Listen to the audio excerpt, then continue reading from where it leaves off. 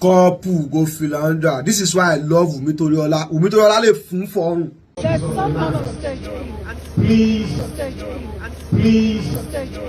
Please, let's not prove them right.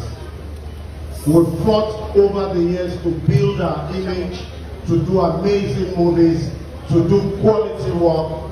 I beg of you, let's not give them the power to say we are disorganized. Over to you. Àti Funke tí ó dáhùn yẹn Wumi lè fún fọ́rùn lọ́rùn. Toyin came to greet you at least, even though she's faking it, you to fake it.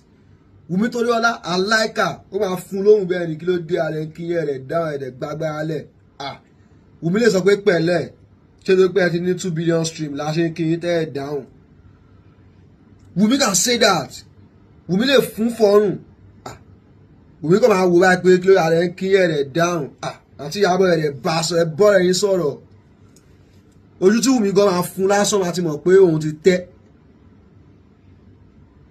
Àti Toyin fucked up jọ ó yẹ kí Toyin fún kó pé fẹ́ dìde yẹn kó fún blow lẹ́sẹ̀ ṣó jù lọ ni tó bá tiẹ̀ jù lọ ṣó lè bí lọ́mọ ni ẹ tó ń bí ẹ ṣe ṣó tó Toyin. Respect is reciprocal àbí reciprocal.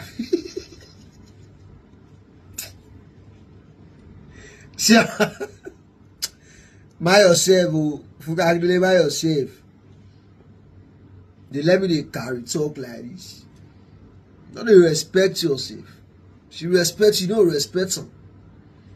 Now no respect each other. He greet you greet her back. If na your mind say na eye service, you say behave say na eye service.